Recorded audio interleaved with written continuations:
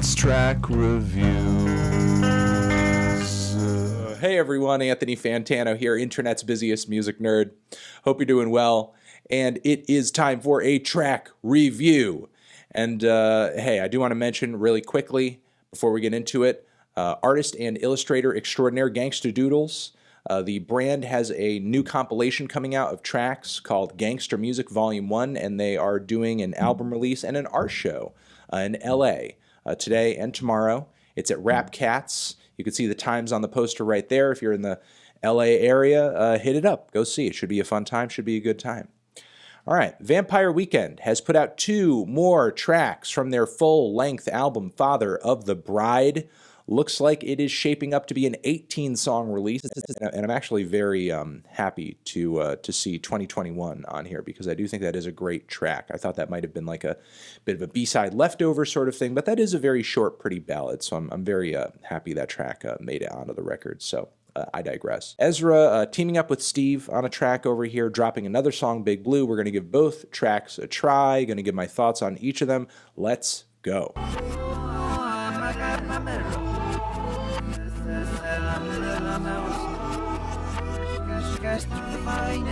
All right, first of those 2 tracks, Big Blue, I gotta say first impressions here, not really all that into it. I think I wanted a lot more from this track, not only in terms of length, because I don't think it's as satisfying at its 1 minute and 48-second runtime as a track like 2021 is, for example, because I think that song hits you in this very short, brief, cute, beautiful way in that span, whereas Big Blue feels like it's progressing towards something that doesn't really happen.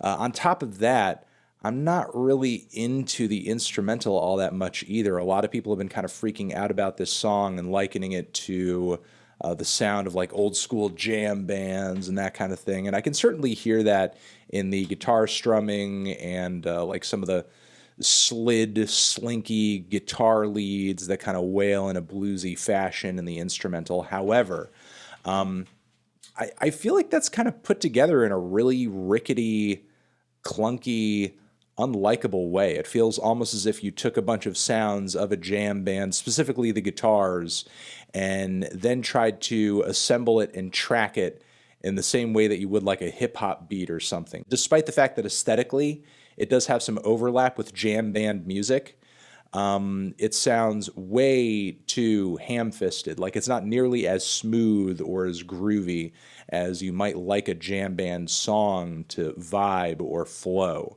And because of that, not only because of that tracking and also because of, I don't know, just the way that Ezra wrote this song, it does kind of still have that mellow and kind of regal art pop Vampire Weekend quality to it. Because the song at the core of it, I think, doesn't really apply to a jam band context, the application of these guitars also feels a little awkward. Maybe when I hear the entire LP, this song will grow on me. But again, initial reaction here, not all that into it. And I hope any other attempts at, shooting for this sound on this album are a bit smoother and, I don't know, just have a better instrumental makeup and performance than this.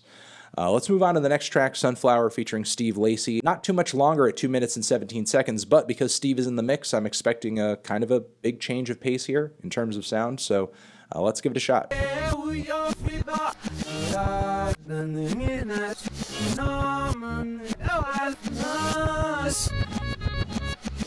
Okay, I'm not going to say I was blown away by that track, but I definitely liked it a lot more. The instrumental was really punchy and funky and fun, and if anything sticks out about that song, it is that super bold, angular guitar line that Ezra sings in unison with that multiple times on the track. It really is the selling point of the song. I mean, the entire track is literally built around this guitar and bass line, and I like it quite a bit.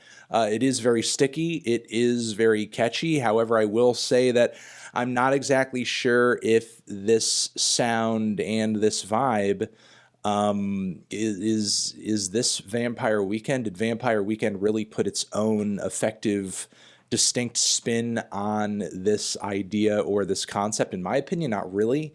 If you had handed me this track out of the blue and told me that this is, you know, some random new up-and-coming psych band from Australia inspired by the sounds of like a Tame Impala or something like that, I probably believe you. I mean, to me, while Kevin Barnes' trademark vocals obviously aren't in the track, this even sounds like a track that Of Montreal could have written, like in their, I guess, Satanic Panic days, or, you know, maybe even a more rock-oriented track off Sunlantic Twins or something like that, you know, before they went super zany with Hissing Fauna.